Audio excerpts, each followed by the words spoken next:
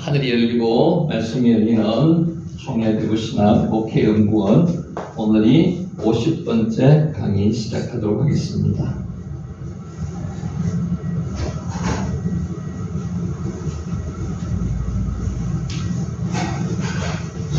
소금의 효능에 대해서 잘 알고 계시죠? 소금 없어서는 절대로 안 되는 물질이 소금입니다. 성경에서 마태복음, 마가복음, 누가복음에 소금 비유가 나옵니다.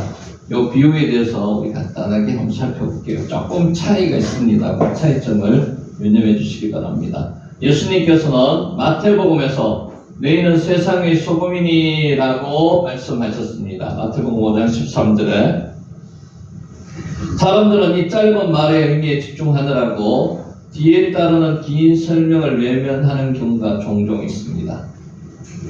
나아가 비슷한 말이 또 나오면 같은 의미로 생각하고 그냥 또 지나칩니다. 소금 비유는 좀 전에 말씀드렸듯이 마태복음, 마가복음, 누가복음 세 공간복음서에 나옵니다.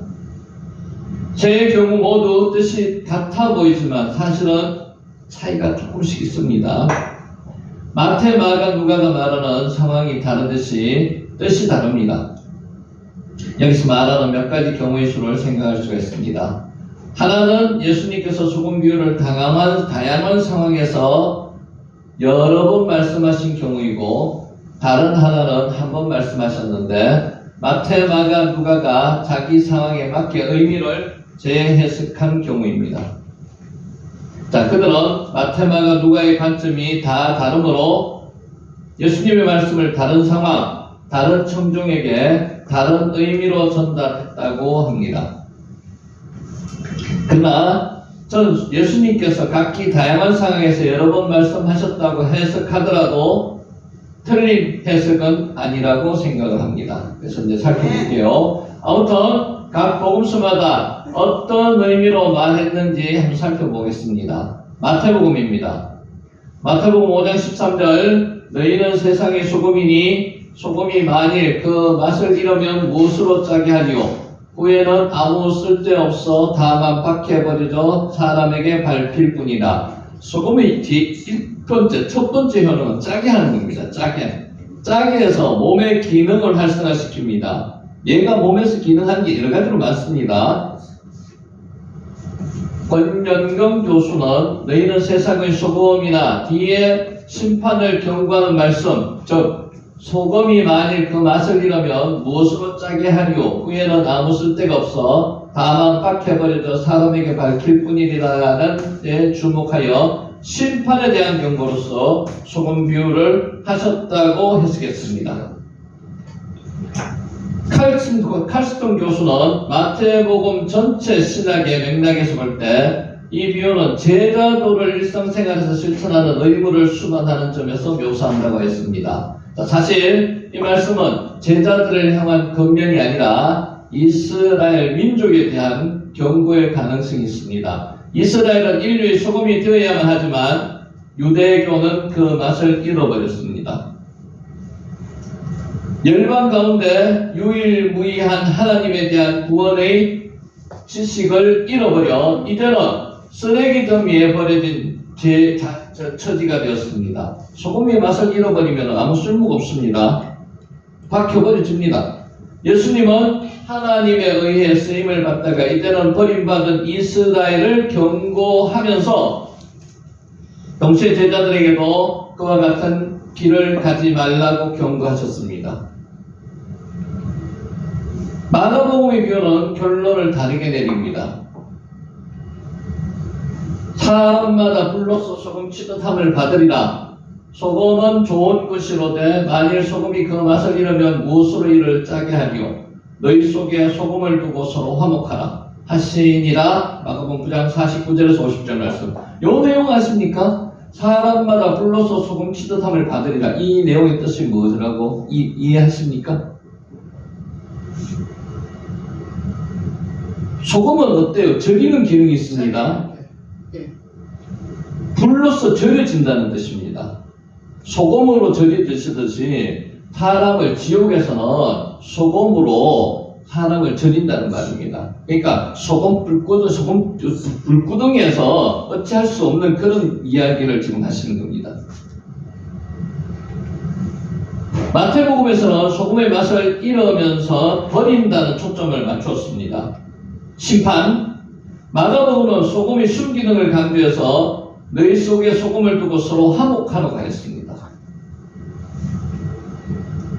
C.H. 도어드는 소금은 그리스도인 공동체가 가져야 할 특성 중 하나인 평화와 화목을 뜻한다고 했습니다. 평화와 화목의 의미도 있습니다. 소금 비유는 제자들이 서로 높은 자리를 차지하려고 싸우는 장면 바로 뒤에 나옵니다. 싸우지 말고 화목하라. 이 뜻으로 소금 비유를 말씀하셨다는 거죠. 아마도 환대의 상징으로 소금을 생각하였고 서로가 소금을 가짐으로 변치 않는 화목과 평화의 관계를 유지하는 뜻으로 해석합니다. 화목, 평화. 유대인들은 소금을 지혜나 언약에 대한 충실한 측면에서 이해하였고 그리스도인은 우정이나 환대의 측면에서 이해하였습니다. 환대, 우정. 나아가 누가복음은 마태복음과 거의 같은 의미가 있습니다. 누가복음 14장 34절 35절 있습니다. 소금이 좋은 것이나 소금도 만일 그 맛을 잃으면 무엇으로 짜게 하리요? 땅에도 그름에도 쓸데없어 내버리느니라. 들을 귀가 있는 자는 들을지어다 하시니라. 비슷한 의미로 쓰여졌습니다. 마태복음과. 그러나 마태복음은 산상수훈 가운데 5장 6장 7장이 산상수훈입니다. 누가복음은 바로 앞에 너희 중에 누구든지 자기의 모든 소유를 버리지 아니하면 능히 내 제자가 되지 못하느니라는 말씀이 나옵니다. 따라서 마태복음의 경고하는 포인트가 조금 다릅니다. 마태복음과 경고하는 포인트가 마태복음은 세상에서 제자로서의 삶을 살지 못함을 경고한 것, 누가복음은 제자가 보여야 할 희생과 헌신의 강조점, 희생과 헌신. 베르나누스는 어느 시골 신부의 여기에서 의미심장한 말을 하였습니다. 예수님은 너희는 세상의 꿀이라 하지 않으시고 너희는 세상의 소금이라고 하였습니다. 의미가 차이가 있습니다. 꿀은 어떠세요? 달아요. 금방 뭔가 사람의 기호를 끌어들입니다. 소금은 짭니다. 근데 없어서는 안 돼요. 이 세상 종교는 소금과 같은 종교가 아니고 꿀과 같은 종교입니다. 겉으로는 굉장히 달고 좋은 것 같지만 실제로 내용은 그렇지 않다는 거죠. 하나님의 말씀은 어때요? 소금이라고 말씀하셨잖아요. 당장은 짜고 별 흥미를 끌지 못하지만 그게 사람의 몸에 도움이 된다는 거예요. 바알 종교를 비롯한 자연 종교는 늘 세상에 듣기 좋은 말들을 합니다. 겉으로는 듣기 좋은데 실제는 쓸모가 별로 없다는 거예요. 그들은 귀에 듣기 좋은 소리만 합니다. 기복신앙. 그래서 세상 종교는 복만 비는, 그러니까 중요한 건 복을 기독교에서도 간구합니다. 하는데 그 복만을 간구하는 게 세상 종교라면은 일부분을 차지한다는 거예요. 그러니까 기복신앙이라고 세상 종교를 이야기합니다. 복을 비는 거죠. 정한수 떠놓고 새벽에 복을 비는 거예요. 소금은 쓴소리입니다. 꿀과 같은 소리가 아니에요. 소금은 인간이 환부와 번제를 쏘고 지르기 때문에 순간적 거부 반응이 있습니다. 소금이 세균도 박멸합니다. 그런 기능도 있습니다. 아픈 데를 치료하는 기능도 있습니다. 사람들에게 멸시와 무시와 박해를 받는다 할지라도 희생할 각오, 헌신할 각오가 없으면 소금처럼 그 역할을 감당할 수가 없습니다. 그러니까 희생, 헌신에 중점을 두고 누가복음을 이야기했다는 거죠. 누가는 세상에 아부하는 그리스도인이 아니라 자신의 희생을 통해서 자신이 희생을 행해서 세상의 부패를 막고 썩는 것을 방지하는 그리스도인이 되라고 경고했습니다. 소금이라는 같은 단어가 어떤 상황에서 누구에게 사용되었느냐에 따라서 의미가 달라진다는 사실을 보면서 우리가 성경을 읽을 때 세밀하게 전후 관계를 살피고 다른 것과 대조하면서 그 의미를 새기는 것이 필요합니다. 그러니까 약간의 차이가 있다는 것을 염두에 두고 보시라고 말씀드리는 겁니다. 마태복음은 소금이 맛을 잃으면 버린다에 초점을 두었습니다. 쓸모가 없으면 버린다. 이 세상에서 제자로서의 삶을 살지 못함을 경고한 반면 누가복음은 방금 살펴봤듯이 제자가 보여야 할 희생과 헌신의 강조점을 뒀습니다. 세상의 부패를 막고 썩는 것을 방지하는 그리스도인이 있다라고 경고한 것이 누가복음입니다. 마가복음은 소금의 순기능을 강조해서 너희 속에 소금을 부어 서로 화목하라고 했습니다. 맛을 잃지 않고 썩는 것을 방지하고 화목하게 평화롭게 하는 소금과 같은 저희와 여러분들이 되시기를 축원하면서 오늘 50번째 강의 시작하도록 하겠습니다. 아멘. 아멘. 자, 빨리 한번 넘어갈게요. 앞에 있는 거. 창세기 12장 1절 여호와께서 아브라함에게 이르시되 너는 너희 고향과 친척과 아버지의 집을 떠나 내가 내게 보여줄 땅으로 가라. 이건 뭐 너무 많이 들어가 외우다시피 합니다. 너는 가라. 요게 너는 가라를 한글로는 번역이 안 돼가지고 나온 게 있습니다. 너는 가라. 레카 너는 가라. 가는데 어디로 가는가 하면은 레카 가다. 레크가 가다는 뜻이거든요. 르카는 여러 가지 뜻이 있는데 한글 번역이 안 됐습니다. 르카는 너 자신을 위해서 가라. For yourself. 아브라함이 가는데 하나님을 위해서 가라는 게 아니에요. 너 자신을 위해서. 우리가 하나님께서 명령하시는 것은 하나님의 이익을 위해서 우리한테 명령하시는 게 아니고 우리를 위해서 명령하십니다. 아멘. With yourself, 르카, 너 자신과 함께 가라. 너 자신의 정체성을 가지고 가라는 겁니다. To yourself, 르카, 너 자신에게 가라는 겁니다. 마지막으로 르카, 너 홀로 가라는 겁니다. 홀로, 혼자서. 누가 도와줄 사람 없습니다. 구원은 혼자만의 문제입니다. 홀로 가야 됩니다. 신앙은 혼자 신앙입니다. 아멘. 자, 여호와께서 아브라함에게 이르시되 너는 어디를 먼저 떠나라고 이야기했는가 하면 너희 고향, 맨 처음에 고향, 개역 성경에서는 본토, 개역 성경, 이전의 성경에서는 본토를 떠나라고 이야기합니다. 실제로 고향이나 본토의 의미 자체는 한글을 번역하는 차이에서 약간의 오해를 할 수 있습니다. 고향이 실제 아닙니다. 여기서는 아르체카, 아르츠, 땅을 떠나는 그 땅. 어느 땅? 네가 지금 밟고 있는 그 땅을 떠나라는 겁니다. 명령을 두 번 받았어요. 이 명령은 하란에서 받은 명령입니다. 갈대으로 해서 명령을 받아서 하란을 거쳤다가 거기서 체류할 때 명령을 다시 하는 겁니다. 그래서 너는 가라. 네가 있는 땅을, 네가 밟고 있는 고향이라는 의미 자체가 아니라 네가 밟고 있는 그 땅을 떠나라는 겁니다. 두 번째 떠나라는 게 뭔가 하면요. 몰라드 테카, 친척을 떠나라는 겁니다. 친척. 옛날에는 사람 친척이 많은 게 복이었습니다. 그게 어떤 부의 상징이었고요. 힘의 상징이었습니다. 근데 그것을 내려놓으라는 겁니다. 몰라드 테카, 친척을 떠나라는 거고요. 세 번째 떠나라는 게 베트 아베카, 아비의 집을 떠나라는 겁니다.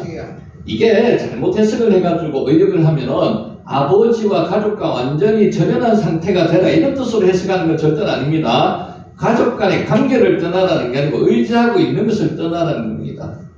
그래서 세 가지 떠납니다. 본토, 여기서 말하는 고향, 친척, 아비집 세 가지를 떠난다는 겁니다. 하란에서 지역적으로 이동하라는 거고요. 공동체로부터 이동하라는 거고요. 가장 가까운 관계마저 떠나라는 겁니다. 과거를 떠나라는 겁니다. 과거에 우상 숭배했던 것을 떠나라는 겁니다. 친숙한 것을 떠나라는 겁니다. 아까 떠날 때 누구의 이익을 위해서 떠난다고요? 내 이익을 위해서, 내 이익을. 그래서 내 이익을 원하는데 과거로부터 떠나야지 내한테 이익이 있다는 겁니다. 우리는 이제 2023년도 마쳐갑니다. 지나간 거는 과거가 됩니다. 22년 4년도가 됩니다. 과거를 떠나야 돼요. 과거는 반성을 하고 회개할 대상은 되는데 떠나야 됩니다. 계속 주장하면 안 돼요. 여자분들 남편과 싸울 때 대개 보면 이야기가 가비에게 말합니다. 하시면 안 돼요. 떠나야 됩니다. 자, 하나님께서는 땅을 아브라함에게 보여주지도 않고 땅이 어딘지도 말씀도 안 하셨어요. 중요한 것은 떠나는데 내가 내게 보여줄 땅으로 가는 거예요. 보여줄 땅입니다. 앞으로 보여줄 땅. 그 땅이 어딘지도 몰라요. 아브라함은 그게 가나안인지도 몰라요. 그것을 믿고 아브라함이 갖는 겁니다. 하나님의 말씀은 절대로 진실하시고 정확무하시기 때문에 우리를 위해서 말씀하시는 거기 때문에 믿고 가야 되는 겁니다. 아멘. 아멘. 내가 너를 큰 민족을 이루겠다는 복을 주셨습니다. 아직 애도 없어요. 가정도 이루지 못했는데 어떻게 민족을 이루어줍니까? 이게 황당하죠? 그런데 아브라함은 믿고 갔습니다. 아멘. 아카르라는 단어를 11장 30절에 썼습니다. 아카르가 사라한테 아카르라는 단어를 썼는데 아카르가 무슨 뜻인가 하면요, 임신하지 못하는 그런 뜻입니다. 아브라함이 나이가 많아서 애를 못 가지는 그런 경우의 의미보다는 여자가 임신하지 못했기 때문에 자식이 없는 거예요. 그래서 이 상황에서 자식도 없는 상황에서 어떻게 큰 민족을 이룹니까? 하나님께서 비전을 주시는 거죠. 네가 가는데 가면 이러한 비전을 내가 보여준다고 말씀하시는 거예요. 믿었습니다. 복을 주겠다는 겁니다. 복, 왜, 바레크, 카. 너에게 복을 주겠다는 겁니다. 하나님께서 복을 주겠다. 복 중에 제일 큰 복이 뭐더라고요? 예수 그리스도의 조상이 되는 그게 복이 제일 큰 복이죠. 아멘. 자, 다음에 내 이름을 창대케 하겠답니다. 이름을 창대케, 거룩하게, 존귀하게 이름을 만들어 준다는 거예요. 그래서 하나님께서 성경에다가 아브라함에 대해서 어떤 이름을 사용하셨는가 하면은 많은 무리의 압이라고도 하고, 하나님이 세우신 지도자, 하나님을 신뢰하는 사람, 선지자, 하나님의 종, 하나님의 친구라고까지도 했습니다. 이렇게 하나님께서 이름을 다양하게 존귀하게 만들어준 사람이 없습니다. 열국의 아버지, 믿음의 조상이지 않습니까? 복이 자체가 복이 된답니다. 어떤 분은 이것을 복의 복등빵이라고 이야기를 합니다. 복을 나눠주는 사람이 되는 거예요. 복을 나눠주는 사람. 이게 얼마나 큰 복입니까? 여러분이 복등이에요. 아브라함이 복등이기 때문에 여러분이 만나서 이야기하는 사람은 복 받는 사람이에요. 그게 복의 복이 될 거랍니다. 복의 근원이 될지라고 개혁성경에는 설명을 의역을 해놨는데 실제로는 이게 정확한 표현입니다. 너는 복이 될지라. 복이 될지라. 이게 하나님과 한 몸이 되는 거예요. 하나님이 복을 주시는 분이잖아요. 하나님처럼 아브라함도 그렇게 만들어준다는 거죠. 자, 7가지 축복 중에서 너를 축복하는 것은 내가 축복을 하겠다는 겁니다. 이것도 아브라함과 하나님이 하나의 몸이 된다는 거죠. 축복하는 사람은, 아브라함을 축복하는 사람은 하나님께서 축복을 주겠다는 거예요. 여기서 중요한 것은 축복하는 자들에게는 내가 축복을 주겠다. 복수입니다. 뒤에 나오는 거 저주하는 자에게는 저주하리니, 이거는 단수를 썼습니다. 단수로 왜 단수로 썼는가 하면은 하나님께서는 하나님의 자녀 아브라함을 저주하는 한 사람 한 사람에 대해서 결코 그냥 넘어가지 않겠다는 겁니다. 저주해 주겠다는 겁니다. 징벌해 주겠다는 겁니다. 그래서 우리는 사람을 우리 개인적으로 저주할 필요가 전혀 없다는 거죠. 내가 미운 사람이 있다고 그 사람을 내가 입으로 저주하는 것 자체는 하나님은 하지 말라고 이야기합니다. 누가 하시겠다고요? 하나님께서 직접 하시겠다는 겁니다. 칼날 저주하다는 뜻이거든요. 저주, 사람이 저주하는 것, 경멸하는 게 칼날입니다. 직접 하나님께서 뭘 하지 하신다는 거예요. 합법적인 근거를 가지고 그 사람을 징계하신다는 겁니다. 그래서 우리는 절대로 사람과 언쟁을 높이거나 다투고 저주하거나 할 필요가 없어요. 하나님께 아뢰면 됩니다. 하나님은 다 알고 계시잖아요, 그죠? 그런데도 기도로서 하나님 앞에 아뢰면 하나님께서 그 사람에 대해서 하나님께서 해주신다는 거예요. 아멘. 이게 칼날. 요 단어를 한번 보시기 바랍니다. 사람이 나를 경멸하면서 멸시하는 거예요. 이게 칼날입니다. 칼날, 저주. 사람들이 나를 저주하는데 하나님께서 어떻게 하신다고요? 아라를, 그 사람들 한 사람 한 사람에 대해서 저주, 하나님께서 직접 사법적인 근거를 가지고 징계하신다는 거예요. 그러니까 하나님께서 하시니까 우리가 직접 할 필요가 없다는 거죠. 아멘.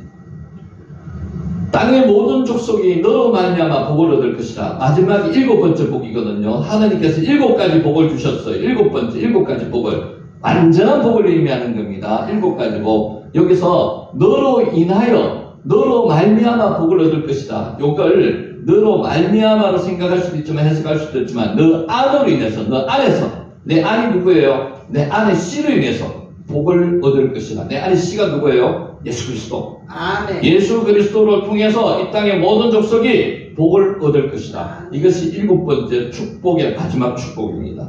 아멘. 아멘. 복은 아브라함의 노력과 열심으로 얻게 되는 게 맞습니까? 아닙니다. 아브라함의 노력한 게 하나도 없어요. 하나님께서 다 주셨어요. 우리한테 복을 주시는 거는 세상 종교는 그렇습니다. 정한 수 떠놓고 새벽에 일어나서 막 기도해야지 기복신앙이라 그러죠. 복을 출동말동합니다. 근데 그렇게 하나님은 안 하시는 거죠. 하나님께서는 직접 찾아오셔서 우리한테 복을 주시는 거예요. 7이라는 숫자는 성경의 완전과 성취의 상징입니다. 7가지 복을 주셨다 그랬죠. 7가지 약속은 하나님이 아브라함에게 약속하신 것을 끝까지 지키시고 이루신다는 의미이고 상징입니다. 완전하게 이루시겠다는 거죠. 7가지 복을 주시니 하나님이 말씀하신 7가지 약속 중에서 복이라는 단어가 몇 번 사용됐는가 하면 5번 사용됐어요. 창세기 1장 1장에서 11장까지 하나님께서 5가지 복을 말씀하셨어요. 5가지 복. 그 5가지 복을 여기서 12장에서 모든 것을 몰아가지고 아브라함에게 복을 주시겠다는 거예요. 소명, 보케이션이라 그러는데 내면에 있는 하나님의 소리, 침묵의 소리를 듣는 것, 부르심이죠. 그죠? 하나님께서 부르시는 그 소명이라 그럽니다. 콜드 마마 다카라고 하는데 소명은 하나님의 소리를 듣는 겁니다. 오늘 하나님의 소리를 들으셔야 됩니다. 여러분 사명을 안 받으신 분도 없겠지만 있겠지만 없을 겁니다 아마. 그런데 혹시라도 그러신 분이 있다면 2023년도가 끝나는 지금 시점에서 하나님의 부르심과 하나님의 사명을 받으시기 바랍니다. 하란이 무슨 뜻인가 하면요, 하란은 교차로 갈림길, 두 갈래 갈림길, 이정표의 갈림길 나오는 거 있죠. 등산가도 보면 이렇게 나뉘는 데 있어요. 그게 하란입니다. 떠나야 할지 말아야 할지를 결정하는 장소가 하란입니다. 그래서 결국 거기서 아버지 데라는 거기서 머물렀습니다. 아브라함은 떠났고요. 갈지 말아야 될지 결정하는 것, 이쪽으로 갈지 저쪽으로 갈지 결정하는 것이 하란입니다. 갈림길입니다. 어디로 가야 될지 우리는 지금 결정해야 돼요. 세상으로 가야 될지 하나님이 원하시는 나라, 하나님의 나라로 가야 될지 결정을 해야 된다는 거죠. 여러분 어떻게 하시겠습니까? 하나님을 떠나서 높은 산을 향해 날아서 거기 자기 죽음을 통해서 새로운 인생 후반전을 준비하는 우리 지난번에 독수리 이야기했죠. 그죠? 독수리가 다시 30-40년의 새로운 생을 살기 위해서는 절벽이 올라가서고 뿌리도 뽑고 털도 뽑고 발톱도 뽑아가지고 새로운 삶을 산다고 이야기했지 않습니까? 우리는 지금 여기서 만약에 사명이 없으면요, 우리는 아무 의미가 없는 사람들입니다. 그냥 있다가 죽는 사람들이에요. 근데 소명을 받아서 사명을 받으면요, 그때부터 새로운 삶이 시작되는 겁니다. 지금 그래서 하란의 아브라함이 갈림길이 있듯이 우리가 지금 이 갈림길이 있다는 거예요. 지금 우리는 어떤 길로 가야 될지 선택을 하는 거예요. 그래서 혹시라도 주님의 소명, 사명에 대해서 부르심이 없었다면, 사명이 없었다면 오늘 2023년도가 마치기 전에 하나님의 부르심을 받고 사명을 받으시는 축복이 있으시기를 바랍니다. 아멘. 자, 여기까지 했고요. 오늘 이제 여기서부터 합니다. 이 아브라함이 여호와의 말씀을 따라갔고 롯도 그와 함께 갔으며 아브라함이 하란을 떠날 때 75세였더라. 이 나이는 지난번에 말씀드렸어요. 아브라함이 75세 때 하란을 떠났습니다. 그리고 데라의 나이도 지난번에 계산했습니다. 205세 때 죽었다고 이야기했습니다. 그러면 데라가 거기에 하란에 머문 지 한 60년 정도 머물렀다가 죽었다, 이렇게 계산이 되는 거예요. 성경에 오류가 있다기보다는 그 해석하는 주간에 차이가 있으니까 그걸 좀 염두에 두시라고 지난번에 말씀드렸습니다. 아브라함은 말씀에 따라갔습니다. 이게 직역하면요, 그러자 아브라함이 여호와께서 그에게 말씀하신 것처럼 갔다.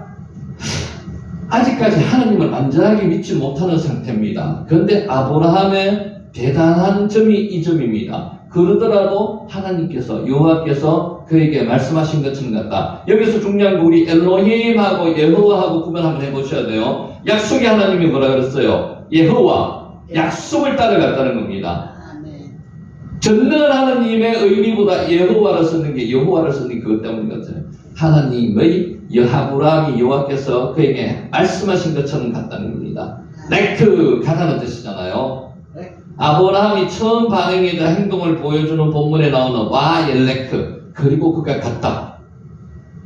아브라함은 하나님이 가라면 가는 사람입니다. 레크, 가는 겁니다. 하나님이 분명하신 명령이 어떠한 의심이나 질문, 꺼리낌 없이 단호한 결정과 순종을 아브라함은 행했습니다. 우리도 이런 믿음이 있으시기를 축복합니다. 근데 망설이죠. 인간인 이상 망설일 수밖에 없습니다. 근데 이 신앙이 아브라함도 지금 굉장히 연단을 겪어가지고 지금 가는 겁니다. 그죠? 이 신앙도 완벽한 신앙은 아니었지만은 거쳐서 완전한 신앙, 믿음의 조상이 되어가는 겁니다.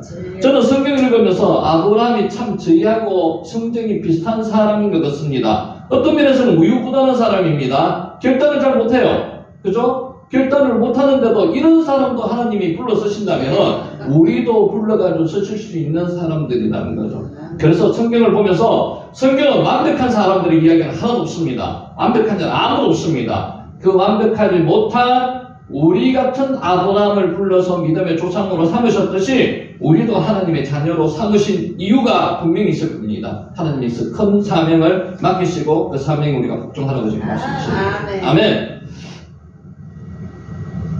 히브리 본문은 여호와께서 그에게 말씀하셨다. 딥베르 엘라 이우 여호와께서 그에게 말씀하셨다. 전치사 카, 관계대명사 아쉐르가 합쳐져 있는 겁니다. 여호와께서 그에게 말씀하신 것 이런 뜻입니다. 여호와께서 그에게 말씀하신 것. 본토, 친척, 아비. 여기서 본토는 개혁성경의 본토였고요. 지금 개혁개정의 고향이라고 합니다. 고향과 친척과 아비 집을 떠나는 것 대결단을 내림에 있어서 인간적인 측면에서는 여러 가지 고려할 일들이 많았을 겁니다. 지금 시대에도 이사를 간다는 것은 굉장히 큰 변화입니다. 그런데 그 당시 고대 사회에서 자기 집을 떠난다는 것은 거리에 상관없이 집을 떠난다는 굉장히 위험 부담이 있는 겁니다. 목숨을 내놓는 거예요. 고대인의 생각에서 강을 하나 걷는다는 것은 엄청난 변화를 이야기하는 겁니다. 유프라테스 강을 건너는 거거든요. 히벌이 건너다 이런 뜻입니다. 히벌이죠. 이렇게 건너가지고 다른 지역으로 이동하는 것은 새로운 문화권으로 들어가는 거예요. 자기한테 무슨 큰 이득이 있을까? 지금 그것도 아브라함이 복을 주시겠다고 말씀하셨지만 눈에 보이는 복은 없어요. 그런데 아브라함이 여호와의 말씀을 따라서 이동한다. 이건 좀 대단한 사건이라는 거죠. 아브라함은 오직 무엇을 의지했다? 여호와의 말씀에 따라서 갔답니다. 이러한 말씀 중심의 신앙은 아브라함으로 하여금 위대한 믿음의 조상이 되게 하였습니다. 우리 말씀에 포커스를 맞춰야 됩니다. 그래서 우리가 1월 1일부터 3일간 해야 될 게 말씀을 통독하는 겁니다. 물론 설교 말씀도 말씀의 일정입니다. 선포된 말씀이거든요. 하지만 제일 중요한 것은 하나님이 우리에게 주신 이 성경 말씀, 이 말씀에 의지해야 된다는 거예요. 우리가 이단을 판단하거나 세상 모든 어떤 면에서는 사람을 유혹하고 현혹하는 선지자들도 많습니다. 지금도 그렇습니다. 그것을 뭐를 기준으로 해야 되는지 우리가 판단해야 되는 건 말씀의 기준으로 판단해야 돼요.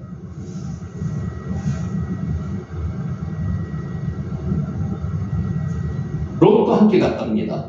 자, 질문할게요. 롯은 하나님의 명령을 받고 갔습니까? 아니면 받지 못하고 갔습니까? 못하고 갔습니다. 롯과 아브라함의 차이가 뭡니까? 롯은 하나님의 명령을 따라가는 게 아니고 아브라함 삼촌을 따라갔습니다. 삼촌 아브라함은 하나님의 명령을 따라갔습니다. 명령을 따라간 사람이나 물론 따라가는 것도 능력입니다. 복받은 겁니다. 아브라함이 이렇게 기록합니다. 아브라함이 하나님의 말씀을 따라가는 그걸 보고 따라가는 건 그 사람의 능력입니다. 근데 중요한 것은 이게 어느 때 표시가 나는가 하면요. 어떤 시련이 오거나 환난이 왔을 때 말씀을 따라간 사람은 흔들림이 없습니다. 말씀 그대로 갑니다. 그런데 사람을 따라간 사람은 흔들립니다. 눈에 보이는 것을 따라갈 수밖에 없습니다. 그래서 말씀을 따라가야 된다. 하나님을 직접 만나야 된다는 거죠. 저는 이렇게 생각합니다. 요새 젊은이들은 교회를 점점 떠나고 있습니다. 왜 떠날까요? 하나님을 못 만났기 때문에 그래요. 하나님을 만나게끔 해줘야 돼요.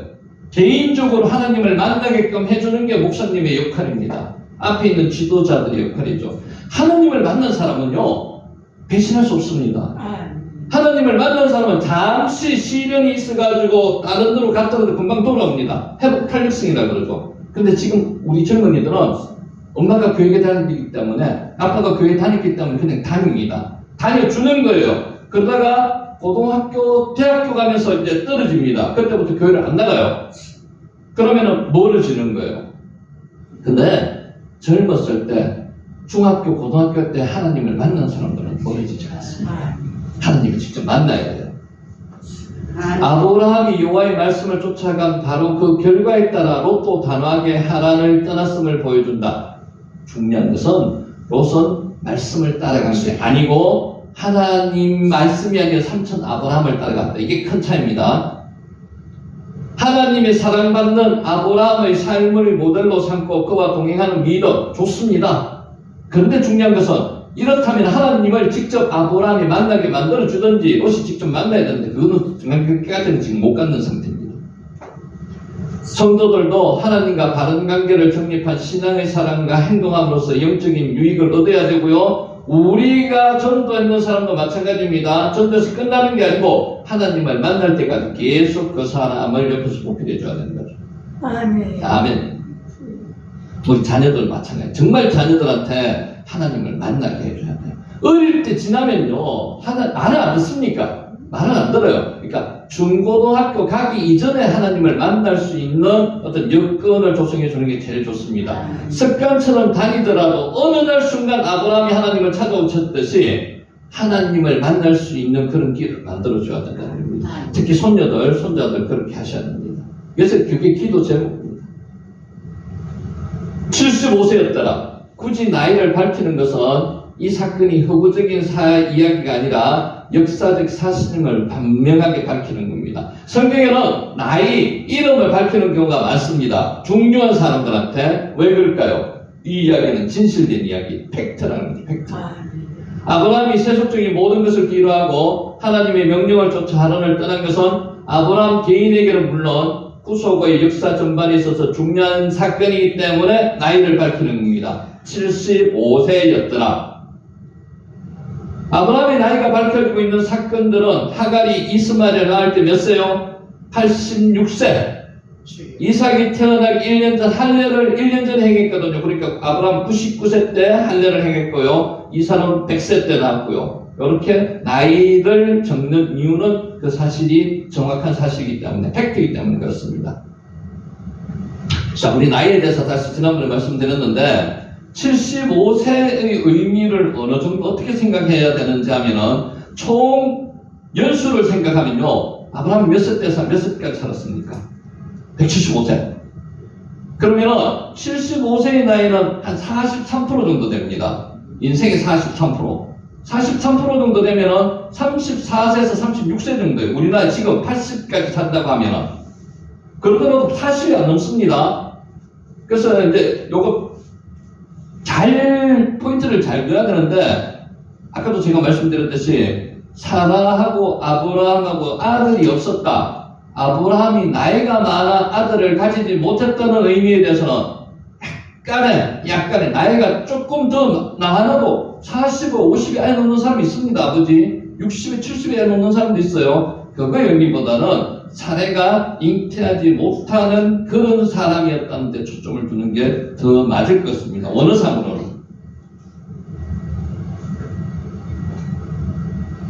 이 모든 것이 누구의 지금 포인트를 맞췄는가 하면요, 약속의 후사가 될 이삭에 지금 관련되어 있는 겁니다. 본문이 밝히는 75세의 나이와 이삭이 태어날 때 아브라함의 나이가 100세였다는 것을 감안할 때 믿음을 가진 자의 인내가 약속의 성취를 위해서 요구된다는 것을 의미합니다. 25년 동안은 하나님께서는 말씀만 하셨지, 여호와 언약만 하셨지 자식을 보여주지 않았습니다. 자식에 대한 어떤 확실한 근거가 없습니다. 나야지라는 거 아니거든요. 안 낳습니다. 100세의 나이도 상당히 나이가 어느 정도는 작년에 넘었었다고 보시면 됩니다. 크게 그렇게 많은 나이는 아닙니다. 100세를 인생의 175세 기준으로 잡을 때 57% 기준입니다. 그러면 몇 세 정도 되는 거예요? 45세, 46세 기준입니다. 남자 나이 45, 46에 늦둥이라고 안 하고 그냥 애 낳는 경우도 많습니다. 아버지 나이가. 그러면은 100세에 애 낳는 것은 그렇게 어떤 면에서는 놀랄만한 그런 상황은 아닐 수도 있다는 거예요. 그래서 그거 조금 차이를 두 가지로 보시는 게 맞습니다. 우리가 지금 단순하게 100세 그러면 우리가 100년 사는데 100세에 애 낳았다 그러면 그건 대단한 겁니다. 근데 175세까지에 사는데 100세에 애를 낳았다. 그렇게 크게 대단한 상은 아니죠. 그래서 저는 원어상으로 볼 때는 포인트를 어느 쪽으로 맞춰야 되는가 하면은 아브라함의 아내 사라가 아이를 못 낳는 그런 입장이었는데 하나님께서 낳게 해주셨다. 이런 쪽으로 포인트를 맞춰가는 게 낫습니다.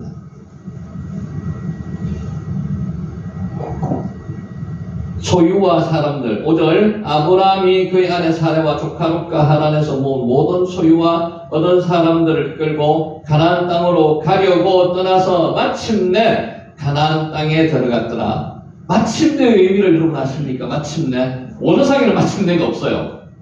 원어에는 마침내가 없는데 그냥 한글로 번역하면서 고진감래 여러 가지 어렵고 힘든 과정을 지나서 마침내 아브라함이 가나안에 도착했다. 이런 뜻입니다. 마침내. 근데 한글이 참 대단한 글이에요. 마침내, 원어에는 마침내 없습니다. 마침내 가나안 땅에 들어갔습니다. 소유와 사람들, 레쿠샴 한 네페시. 레쿠샴은 소유입니다. 가진 것들, 재산들, 아브라함이 가진 가축, 이런 게 레쿠샴이라고 합니다.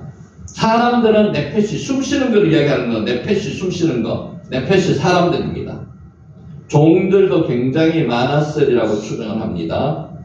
아브라함이 어느 시대 사람인가 하면은 욥과 같은 시대의 사람이라고 보시면 됩니다. 욥기하고 같은 시대의 사람. 그러니까 엄청난 옛날의 부자였습니다. 아브라함이 이미 많은 재산을 가졌으며 상당한 규모를 지닌 유목민 집단의 지도자였음을 지금 이야기하는 겁니다. 아브라함은 같은 시대에 살았을 것으로 생각되는 욥, 아까 제가 말씀드렸죠. 욥과 같은 시대에 살았습니다. 수천의 가축과 수백의 종들이 있었을 것으로 추정합니다. 그러니까 고대에 어떤 면에서는 임금이라는 이름만 안 부릴 뿐이지 한 족장의 부족장이었습니다. 부족장.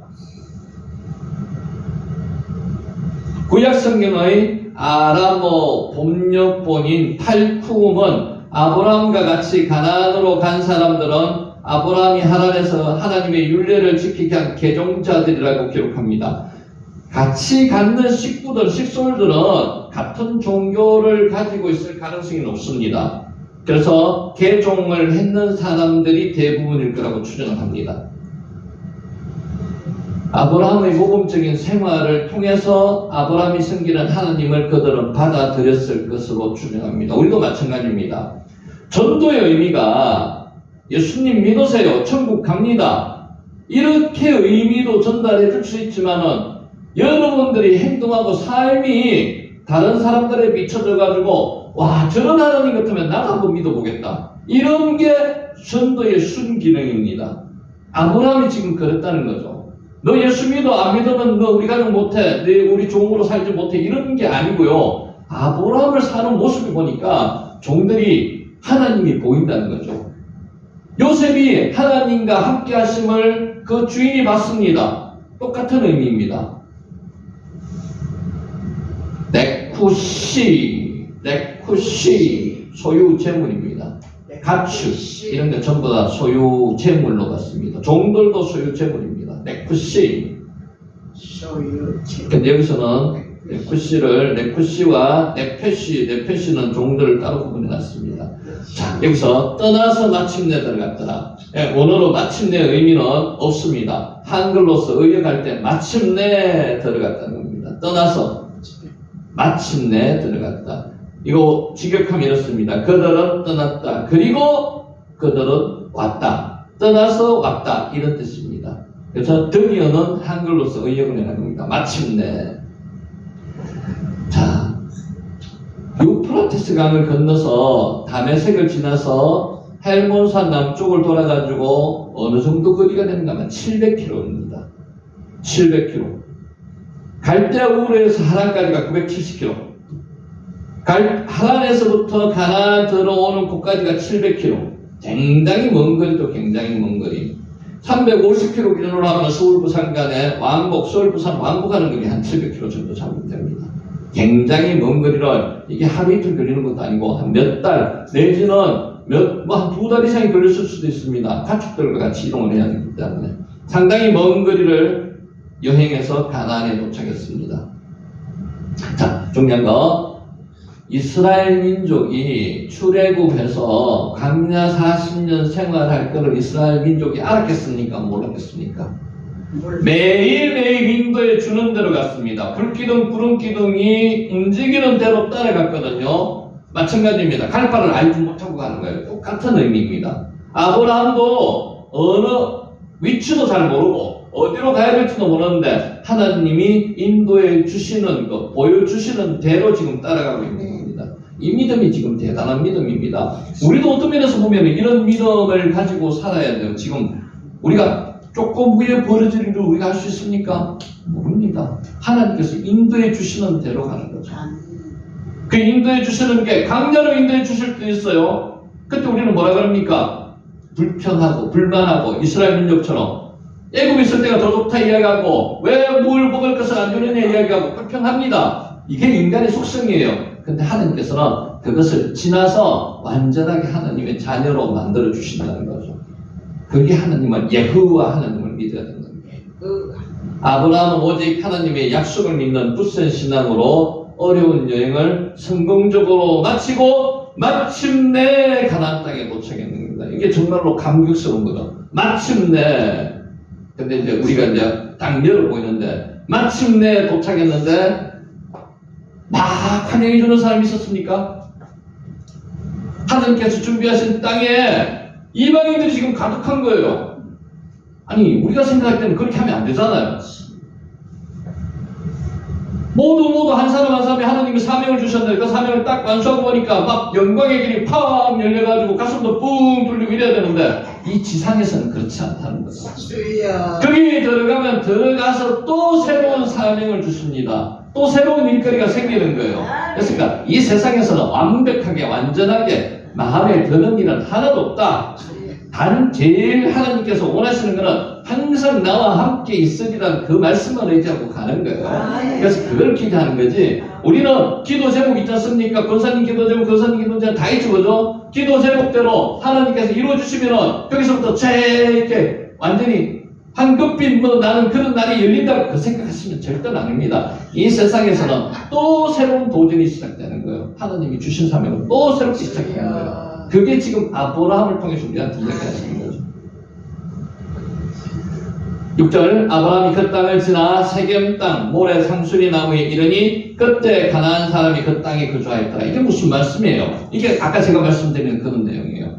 뭔가 이렇게 다 해가지고 즉각 뿌리 흐르는 땅이 탁 펼쳐져야 되는데 절대는 안 그렇다는 거죠. 그 땅에 가나안 사람들이 있어가지고 그 땅에서 평지에도 지금 장막을 못 쳐요. 그 사람들과 다툴까 싶어서 산에다가 장막을 치고 자야 되는 이런 형편이 지금 온다는 거죠. 이 세상 일은 그렇습니다.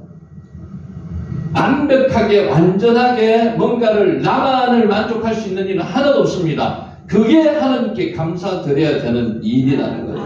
그렇게 감사할 때 더 감사를 주시는 거죠. 만약에 우리가 지금 그러니까 지금 고난과 시련이 하나도 없는 사람이 있을 수는 없지만 그렇다고 생각하시면요, 그 사람은 하나님께서 로마서에 말씀하신 대로 방기하는 거예요. 버려두는 거라고요. 하나님께서는 절대로 언제나 항상 하나님을 찾을 수 있도록 하나님만 의지할 수 있도록 그 사람한테 그에 맞는 적당한 합당한 감내할 수 있는 시험을 주시는 것이 맞습니다. 그 땅을 지나 와 야아보로 바아르츠 그리고 그들은 그 땅 안을 지나갔다.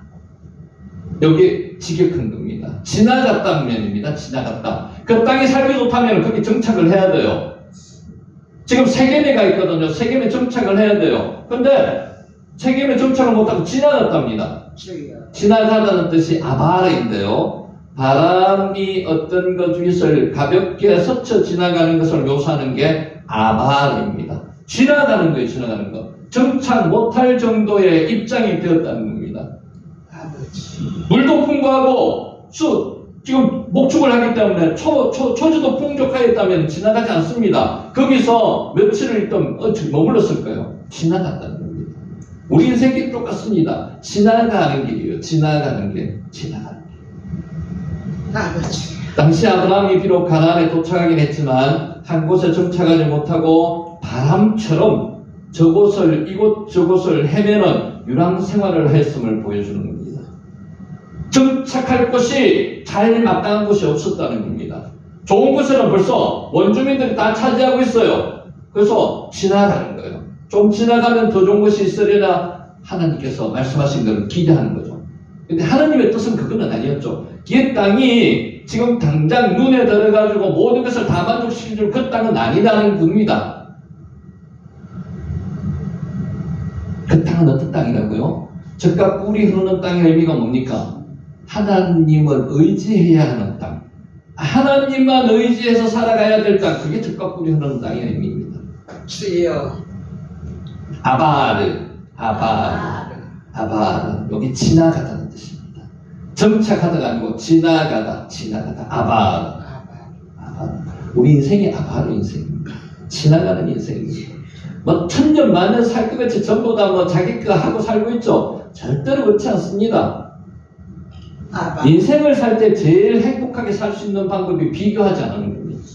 남과 비교하면 한순간도 살 수 없습니다. 남한테 비교 안 하면은요, 하나님만 바라보고 살면요, 내 인생이 정말 감사한 건 천지빛깔입니다. 근데 사람들은 왜? 전부 다 남과 비교를 해요. 근데 좋은 것만 비교하는 게 아니고 나의 나쁜 것을 아는 사람과 비교하는 거죠. 그래서 사람들이 그렇죠. 동창이 가까우면 싸움한다고 이야기하는 이유가 그것 때문에 그렇습니다. 가서 이야기 들어보는 것만 보면 전부 다 내보다 나은 것들 이야기해요. 그런데 그 안에 있는 사람들의 생활 자체는 결코 나타나는 게 없습니다. 하나님께서 주신 축복에 대해서는 생각 안 하는 거죠. 하나님께서는 개인마다 따로따로 그 사람이 합당한 축복을 주셨고, 아까처럼 마찬가지죠. 그 축복이 안주할 수 있는 축복을 주시는 건 아니에요. 아바라는 축복을 주셨어요. 지나가는 축복을 주셨어요. 아바를 지나가서 무엇을 느끼라고요? 하나님이 나와 함께 하시는 그 축복을 주시는 거죠. 아바의 축복입니다. 아멘. 세겜. 어깨라는 뜻이 있습니다. 어깨. 세겜. 그림 보여드릴게요. 아브라함 당시 이름이었다기보다는 이곳에 성읍을 세운 히위 족속의 족장 세겜의 이름을 따서 붙여진 지명인 듯하다. 세겜, 히위 족장, 뭐 생각납니까? 야곱의 딸 디나 생각나죠? 추장 이름, 족장 이름. 그 옛날 지금 아브라함 당시 이름보다는 지금 이걸 누가 기록했어요? 모세가 기록하고 있는 거잖아요. 모세가 세겜, 잘 알려진 지역, 그 추장 이름으로 세겜이라는 지명으로 불렀다는 거죠. 아브라함 당시에 불렀다는 게 아니고 그 후에 모세가 세겜의 이름을 썼습니다. 예루살렘에서 북쪽으로 약 40km 떨어졌습니다. 거리심산, 에발산, 여호수아 나오죠, 그죠?